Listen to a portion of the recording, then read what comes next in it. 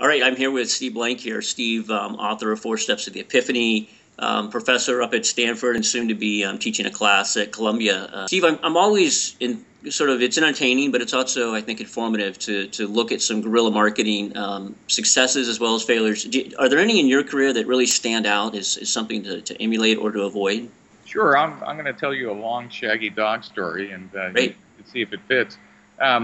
This was in a company called Supermac, which was back in the late 80s, early 90s, a Macintosh peripheral company. This is when the Mac actually had the ability to expand it from third-party boards, and they made graphics cards and color monitors. Mm-hmm. This was a company that had just come out of Chapter 11. They had done some other business and now was back in business, but I think they could have been characterized as fifth in a group of three. Nice. And so I came in as the VP of marketing, and the marketing department burning, I don't know, $4 million a year. Number sticks in my head. Had 14 people. So I come in, and my first question was, "Great, who are our customers?" And of course, 14 people, I got 17 answers, and including the product marketeers who should have known were kind of sheepishly staring at their feet until someone volunteered. Oh, we have a ton of registration cards. This is when you physically got something called the reg card back in the mail. And I said, great. Where's the data? Oh, we don't have any data, but we have the cards. Somebody wheeled in a cart of 15,000 unprocessed, untouched, unloved registration cards. So I'm VP of marketing. I look at this staff of 14 who rightly is realizing they're in trouble already. I locked myself in the office for the first 3 weeks of the company, took the 300 latest cards, and personally wrote a questionnaire and called 300 customers. And I very quickly discovered that instead of being in science and engineering and general accounting and whatever, Supermac's main customer base at the time were color desktop professionals. That was a neat thing to find out. And I also found out they only cared about 4 applications, Photoshop, Illustrator, PageMaker, Quark, etc. And they only read 3 publications that mattered: Mac Week, Mac User, Mac World. I mean, they read other stuff, but and here were the trade shows they went to, Macworld and Seabold and what. So all of a sudden, I now had customers telling me what market, how to reach them, what applications were important. And then they said one thing that most marketeers go their whole career never hearing, which was, and listen, Steve, price is irrelevant. It's nice. That matters. And I could just, this is when people use telephones, and I remember staring at the phone the first time I heard it, and I started hearing it again when I asked the question, price is irrelevant? We had been pricing our graphics cards to be a low-cost provider, and these people were telling us we had permission that if we could make the fastest board around, we could charge anything. So with that data, here's what happened, and now this is the guerrilla marketing part of the story. The first thing we did is canceled, all our advertising and, shut down our trade shows and whatever, and said, wait a minute, we need to be focused on creating a brand around performance, not around price. So the first thing I did was raise the prices and bracketed our competitors. Because at the same time, the engineering department came out with a new board, a new graphics board, which was the fastest board in the business. Nice. But the bad news is they were supposed to come out with a family of boards, but like all engineering things happen, they said, good news and bad news. We could only come out with one, but it is the fastest. And so I thought, man, I'm screwed. I have one data point. My competitors have a whole series of boards. So guerrilla marketing story 1 was armed with this notion that customers love fastest performance. The next day I went into the engineering staff meeting and asked, can you slow the board down? I said, what are you talking about? We worked a year and a half to give you the fastest board. I said, well, I'll take that one, but can you slow the board down 10%? Right, sure, we can. Okay, good. And then they thought I was done, but I said, no, then can you slow it down 20%? Well, of course. And I kept asking this until what we discovered in the room is that I could have a family of boards, the same board with a slower ROM, that actually gave me a family of boards out of engineering. And we made them do that, and I managed to repackage them and brand them as different products. I used the same product to take a look at my competitors' products and bracket them with higher performance products using the same physical board in different marketing packages. That was idea one, guerrilla marketing one. But what really became interesting was understanding who these customers were. I went into the 3 magazines that ran reviews, Macworld, Macweek, Macuser. And instead of pitching them on, here's why we're smart, and you should review our stuff better, and by the way, at the time, SuperMac had never won a competitive review in the 3.5 years they were graphics boards. And I said, given that our customers told us this was the most important thing, we had to do something better here. Right. And engineering, by the way, had a great internal benchmark set of tools to figure out whose boards were faster. And, gee, it was true that ours was faster even if we didn't tweak the benchmark. So we went into Macworld, I still remember the meeting, and described all the research data I had done in customs. And they were astonished. They said, really? Color Desktop Public?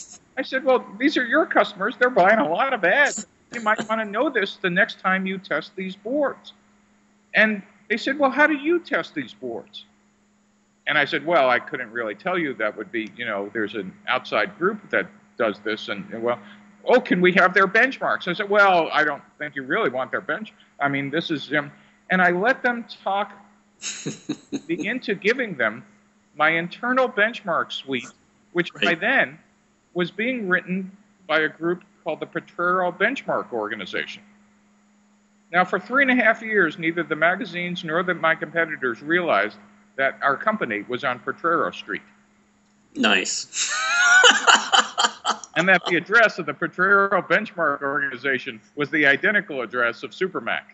Wow. And that for the next 3.5 years, every magazine in the Mac industry was benchmarking all the graphics boards with SuperMac's own internal benchmark.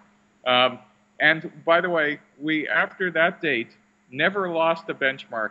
And by the time I left, it had won 21 in a row and went from 11 to 68% market share in 2.5 years and took the company public. Wow. Is that a shaggy dog story enough? That was awesome. No, and the key there is you couldn't have pulled that off if you didn't do that hard work at the front end and that heavy lifting that your team didn't want to do, which was try to figure out who the hell these people are and what the heck they want. And so let's be clear. This wasn't you just said something wonderful, the work your team didn't want to do. This wasn't a failure of competence. It was a failure of management. It was a failure of understanding, gee, that marketing is not Marcom, right? And it's not product management. That the role of, number one is, when you ask these people, what's the role of marketing? Great story in these companies. I asked my trade show person, what's the role of trade shows? And her answer was, why, to set up the booths, of course.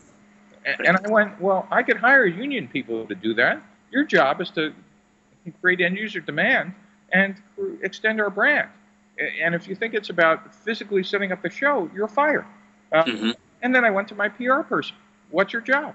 Well, to answer the phone when the press calls, right? Oh, okay. And then, product marketing. What's your job? Write the data sheets. These were people who believed that their jobs were the physical thing on their business card, rather than marketing's job was to make sales, and the VP of sales, the richest person in the company. Yep. Whoa. Marketing and sales have some kind of connection in a corporation. And how does marketing do that? Well, marketing's job, number one, was to understand customers' needs, desires, etc., and make sure engineering understood those, right? Marketing's job, number two, was to create end-user demand and drive it into our sales channel. Marketing's job, number three, was to make, our products understood by our sales force and our channels. So once we created 3 or 4, not many, but 3 or 4 meta jobs of marketing, we could now understand what each tactical organization was supposed to do. And yes, it all started with customer data. We turned that group into a marketing machine. It was pretty fearsome. 11 to 68% market share probably was the best run I think I had as an individual marketeer. Wow, that's fantastic. Well, I mean, that shows too that it's not always, as you say, incompetence. It's just, pointing them in the right direction. I'm sure their prior bosses had told them, this your work product is your job. Get back and create some more work product. There's one last story now. I'm thinking about it for this company. Sure. When I came in, I inherited the classic cats and dogs, marketing versus sales. Almost every company, Sales Yep. claims marketing, marketing thinks sales is, blah, blah, The blah. leads suck, and yeah. So the first thing I did was I realized we had to stop this, at least in the marketing department. Mm-hmm. And so one of our competitors at the time was a company called Radius, which was, slick and well done, and their head of marketing appeared to be 14 feet tall. I got a PR photo of him and painted a dartboard around it and hung it up in my office. And to talk to me, to even have a meeting with me in my marketing department, you had to come in, and the first thing before you opened your mouth is you had to throw darts. and then, if the words, "let me tell you about sales," came out of your mouth, you were fired. And so we got the marketing organization oriented outside the building, trying to understand that the game was winning share, not figuring out how to screw up, our own sales department. And sales had their own issues, etc. But this is a real, mistake marketeers make. Marketing is, number one, a service function, right? It's not the sharp end of the spear. The pointing end is usually, sales or engineering, depending on the company. Marketing might be the spear, but the tip are the people out there trying to sell stuff. And your job is to make the VP of sales the highest paid guy in the company. And I always used to remind them of that because we had more stock than the VP of sales. It wasn't worth anything until we made it a public company. And that was great motivation. I want the sales guy to make more in commission than anybody on the planet so we could take this damn thing public so I could buy a house. And that is actually how it played out. Yeah, that's awesome. That's one thing I always focused my teams on was let's internalize failures. Let's not blame other departments. Let's not blame other people. And let's try to externalize success and share that success. And most reasonable people get that. Most reasonable people say, wow, that is kind of a funner, happier way to go about the world. But it only works if you create that culture across your whole company. If you just have one department trying to live that culture and everyone else is living the opposite, it's just not going to work out. Well, Steve, I really appreciate it. Those are great stories. I love to hear the guerrilla marketing, and I love the fact that you created your own virtual firm to do the benchmarking for your company. That's pretty awesome. And I like that the way you did the "don't throw me in the tar pit" sort of approach of, oh, no, you don't want those numbers. You don't want those numbers. Make them want them even that much more. When I was younger, I was much smarter and better. Ditto for me. Well, Steve, thanks again. I really appreciate your time, and I look forward to your coming works, your revised book, as well as your online class at Stanford. Take care. Bye-bye. Take care.